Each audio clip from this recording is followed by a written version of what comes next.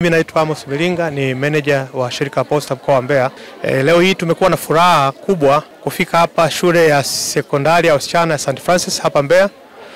Madhumuni ya kuja hapa ni kutoa zawadi kwa ajili ya ushiriki wao mkubwa kwenye mashindano ambayo yanaratibiwa na shirika la Posta Tanzania.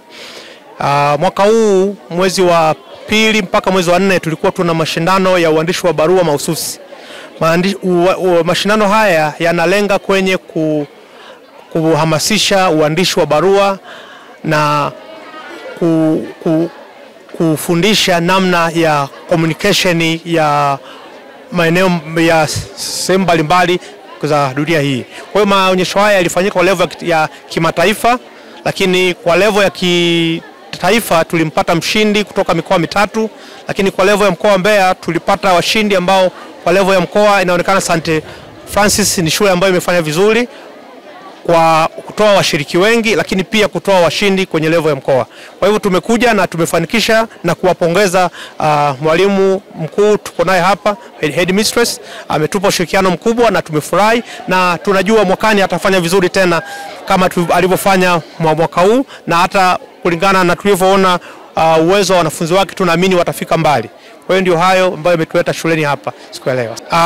Mashindano haya kwanza yajulikane kwamba yanaratibiwa na Umoja wa Posta Duniani.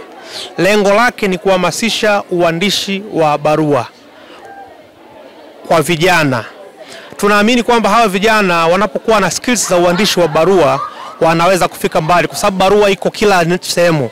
Atakapotoka hapa atatakiwa awe na uwezo wa kuandika barua ya kuomba kazi. Atakapopata kazi anatakiwa awe na uwezo wa kuandika barua kwa wakuu wake, kuwasilisha mapendekezo. Kwa hiyo uandishi wa barua ni skills muhimu sana kwenye maisha ya leo. Ingawa kuna mambo ya mitandao yameingilia, lakini bado skills za uandishi wa barua zina manufaa makubwa sana kwenye maisha ya wanafunzi na hata maisha ya kazi ya baadaye. Ndio maana tunahamasisha ujuzi huu katika kuanzia level ya chini ya wanafunzi wa shule za msingi na sekondari uweze kuimarishwa. Asante sana. Kwa majina naitwa Angel Nicole Nesto Kavishe. Mimi ni mwanafunzi wa kidato cha pili katika shule ya Mtakatifu Francisco. Nina furaha sana kwa kushinda awadi, na pia nahamasisha watu wengine pia na wao wapate faraja ya kuandika barua na kuendelea kushiriki katika haya mashindano, kwa maana huwezi kujua, unaweza kupata na ukawa mshindi. Kwa majina naitwa Latifa Nimrod Joseph, ni mwanafunzi wa kidato cha 4 katika shule ya Mtakatifu Francisco Asizi Mbeya. Napenda kuchukua nafasi hii kutoa shukrani zangu za dhati, kwani organization hii imetusaidia kuonesha ujuzi wetu na uzoefu wetu katika mambo ya letter competition. Napenda kushukuru sana organization hii, na pia naomba iendelee kwa encourage vijana wengine ili waendelee kufanya vizuri katika skills kama hizi na wafike katika level za juu zaidi katika nchi.